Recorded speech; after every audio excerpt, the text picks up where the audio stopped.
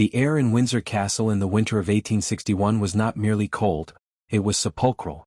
It was the kind of cold that seeped from the very stone, from the heavy velvet drapes, from the hearts of the servants who moved through the corridors like ghosts. At the center of this vast, silent tomb sat a woman, small and shattered, drowning in a sea of black silk and despair.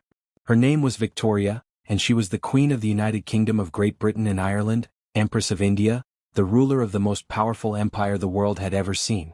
Yet, all the battalions, all the fleets, all the wealth of her vast domains were powerless against the enemy that had claimed her.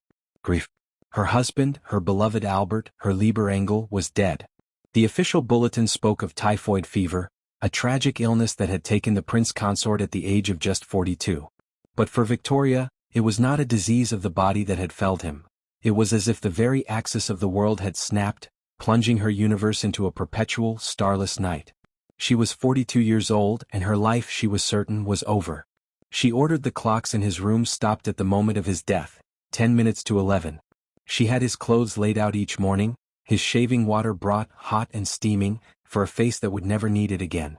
The blue room at Windsor, where he had drawn his last, ragged breath, became a sacred shrine, preserved exactly as he had left it, a perfect monument to a life interrupted. She spent hours there, kneeling, weeping, speaking to him in whispers, begging for a sign, pleading to be taken with him. Her journals, once filled with the lively details of state and family, became a one-sided conversation with a ghost. "Oh God," she wrote, my darling, how alone I am. How desperately, cruelly alone." The weight of her sorrow was so immense it seemed to have a physical presence, a pall that hung over the entire castle, silencing the usual hum of court life. The ministers who came to see her, men like the formidable Lord Palmerston, were met with a wall of black bombazine and a gaze that looked right through them. Affairs of state piled up, unanswered. The public, initially sympathetic, began to grow restless. Where was their queen? The crown, that golden, glittering symbol of stability and power, was tarnishing in the damp of her endless, private tears. The ship of state was drifting, its captain locked in her cabin, and the rocks were beginning to loom out of the fog. But far from the gilded gloom of Windsor, in a place where the air was sharp and clean and the landscape was as raw and untamed as truth itself, a different story was unfolding. This was Scotland. The Highlands. And here, at the Queen's private estate of Balmoral, a man was about to enter history not with a bow, but with a defiant stare. His name was John Brown.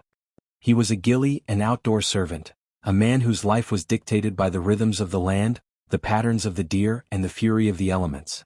He was, by all accounts, a formidable figure.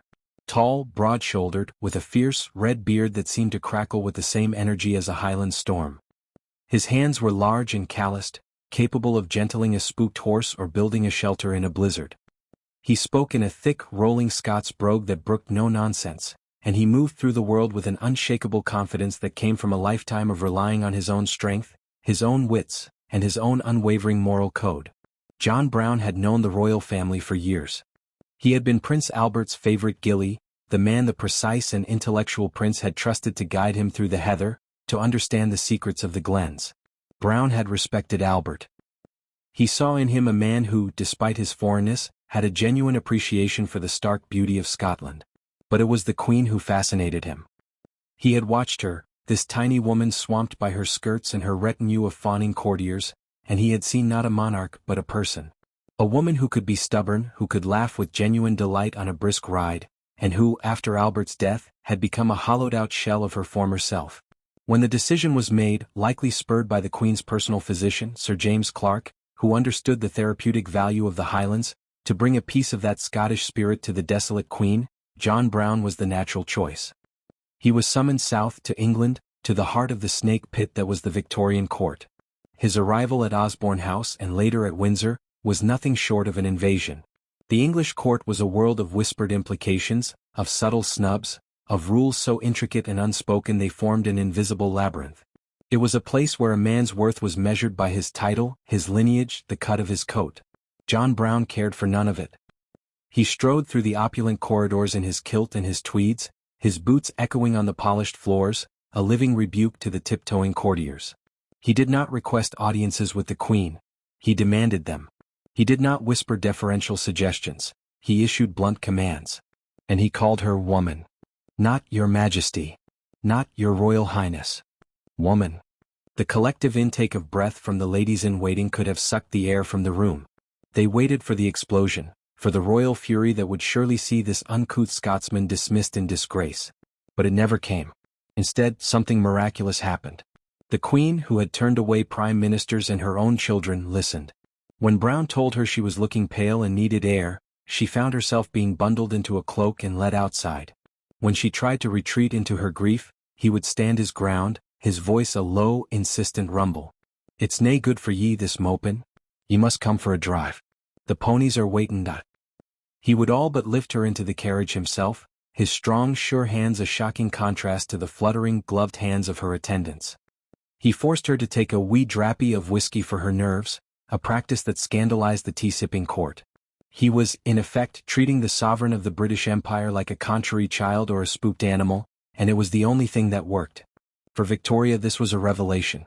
For years, she had been surrounded by people who saw only the crown. They saw a symbol, an institution, a problem to be managed. Their condolences were perfectly phrased, their advice was couched in layers of protocol. But Brown saw her. Victoria, the woman. The widow. The human being drowning in sorrow. His bluntness was not disrespect. It was the pure, unvarnished truth, and in a world of lies and flattery, it was the most precious commodity she had encountered. He became her constant shadow, her fierce, kilted guardian. She created a special title for him, the Queen's Highland Servant. It was a position of unparalleled influence. He controlled access to her. He carried her most private messages.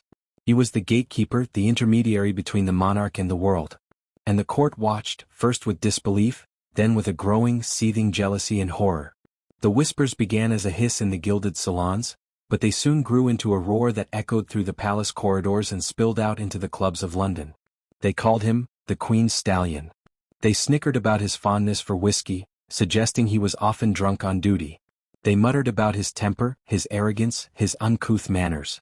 The most scandalous rumor of all, the one that truly threatened the stability of the monarchy, began to circulate in the grubby underground press. Scurrilous pamphlets with titles like The Brown Horror and Mrs. Brown flooded the streets of the capital.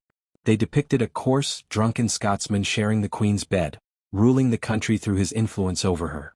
They called her Mrs. Brown, a vicious parody of domestic bliss that undermined the very sanctity of the crown. The scandal was no longer a matter of court gossip. It was a national crisis. Cartoons and newspapers depicted Brown sitting on the throne, a bottle of whiskey in his hand, while a tiny Queen Victoria sat adoringly at his feet. The tension was not confined to the anonymous masses. It festered within the royal household itself. Victoria's children, particularly her eldest son and heir, Bertie, the Prince of Wales, viewed Brown with a mixture of contempt and fury. Bertie, who lived a life of lavish dissipation and was constantly at odds with his morally rigid mother, saw Brown as the ultimate insult.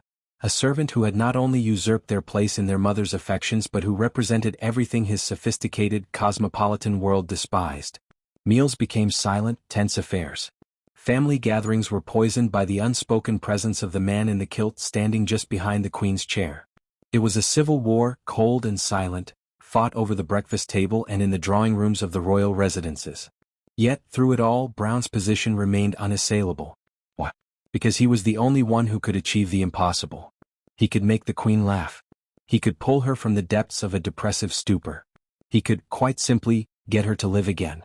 His power was not political, it was profoundly, terrifyingly personal. This power was put to the ultimate test on a cold February day in 1872. The Queen's carriage was rolling through the gates of Buckingham Palace after a morning drive. The crowd, as always, was gathered to catch a glimpse of their monarch. But within that crowd was a lone, desperate figure. A 17-year-old youth named Arthur O'Connor, brandishing a broken pistol, saw not a woman, but a symbol of all his grievances. As the carriage passed, he leapt forward, his arm shooting out, the rusty pistol aimed directly at the Queen's heart. For a single horrifying moment, time seemed to stop. The guards were frozen, the crowd was silent, the Queen's eyes widened in shock. But John Brown did not freeze. He moved with the speed and power of a predator. Before the assassin could pull the trigger, before the guards could even unsling their rifles, Brown was on him. His large, work-roughened hand seized O'Connor, crushing his wrist, forcing the pistol down. The struggle was brief, violent, and utterly decisive. Brown wrenched the weapon away and held the struggling youth with an iron grip until the guards finally swarmed in. The entire incident was over in seconds. The crack of the pistol, had it fired, was drowned out by Brown's own guttural shout and the subsequent roar of the relieved crowd. In that one explosive moment, John Brown was transformed. He was no longer just a servant, no longer just a scandal. He was a hero. He had saved the life of the Queen. The public, so recently baying for his blood in the gossip columns, now cheered his name. Newspapers that had mocked him now celebrated his quick thinking and unwavering courage. He had proven, in the most dramatic way imaginable, that his devotion was not merely to the woman, but to the crown itself. His position was now cemented not just by the Queen's favor, but by the gratitude of a nation. The whispers did not entirely cease, but they were now forced into the darkest corners, shamed by the blinding light of his heroic act. For nearly 2 decades, this was the delicate, powerful, and utterly unique equilibrium of the British monarchy. A queen and her servant, bound by a loyalty that defied every convention of class, protocol, and politics. He was her rock, her confidant, the one fixed point in her tumultuous world. She trusted him implicitly with her life, with her secrets, with her fragile happiness. He, in turn, served her with a ferocious, single-minded dedication that asked for nothing in return but her well-being. It was a partnership that baffled the world, but it worked. Then, in March of 1883, the equilibrium shattered. At Windsor Castle, John Brown, a man who had always seemed as robust and permanent as the Scottish hills, was struck down by a sudden, violent illness. A severe skin infection, erysipelas, combined with his chronic bronchitis, ravaged his powerful body with terrifying speed. The news was delivered to the Queen in a trembling hand. She rushed to his side, but it was too late. Her devoted friend and faithful servant, the man who had been her mainstay for over 20 years, was dead. The shock was absolute. The light he had lit in her was snuffed out. The anchor had been ripped away, and she was once again adrift in the same ocean of grief she had known decades before, but this time it was colder, deeper, and more hopeless. There was no John Brown to pull her out. Her grief was a raw, howling thing. She wrote in her journal, "The shock, the blow, the blank, the constant missing at every turn of the one strong, powerful, faithful, loving arm and head, is fearful and strikes me down." She felt, she said, as if I had been turned into stone. Her devotion to his memory was as unorthodox as her devotion to the man himself. She erected an elaborate monument to him at Balmoral, with an inscription more personal and heartfelt than any on the grand monuments to statesmen and generals. She commissioned a biography, a gushing, intimate tribute that her private secretary, Sir Henry Ponsonby, found so embarrassingly candid he worked diligently to ensure it was never published. She kept his room exactly as it was, his photograph displayed, a fresh flower placed beside it every day. The court, which had despised him in life, expected her to move on, to let the memory of the brute. But Victoria's heart, once given, was given forever. Her family watched this prolonged, very public mourning for a servant with a mixture of bewilderment and horror. It was, in their eyes, a final, gross breach of decorum. Nearly 20 years later, in January 1901, the old Queen lay on her own deathbed at Osborne House. The end was near. Her family and doctors gathered around, expecting final instructions on matters of state, on the smooth transition of power to Bertie, now the portly, balding King Edward VII in waiting. But Victoria's mind, in those final clouded hours, was not on empires or thrones. She was making her final journey, and she knew precisely what she needed for it. In a voice weakened by age but sharp with its old iron will, she gave a series of quiet, specific commands to her doctor and her trusted attendant. She instructed that in her right hand she was to hold the dressing gown of her beloved Albert, a relic she had cherished for 40 years. And then, she said, in her left hand, they were to place a photograph of her dear John Brown. And with it, a lock of his hair, carefully preserved all these years. The silence that followed this request was one of pure, unadulterated horror. To place a servant, a coarse Scottish gillie, in the same sacred space as the prince consort? To give him a place of honor in the Queen's coffin? To carry him with her into eternity? It was unthinkable. It was a scandal that would follow her into the history books, a final, defiant slap in the face to every convention of royalty.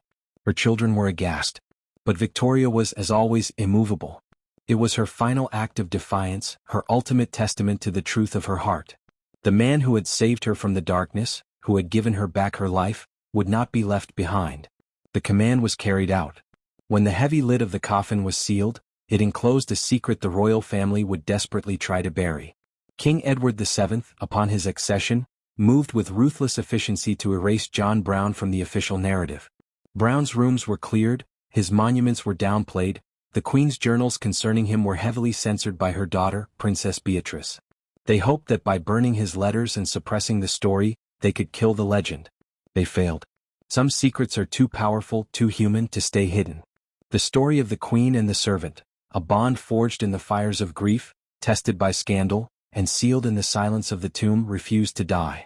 It is a story that tells us that behind the crowns and the protocols, behind the portraits and the proclamations, there were hearts that beat with the same desperate needs for love, for loyalty, for a hand to hold in the dark. The door to the royal mausoleum was locked, but the legend of Victoria and her John Brown, the grief-stricken widow and the man who refused to let her die, had just been born. And it would echo, a thrilling and poignant whisper, through the corridors of history forever.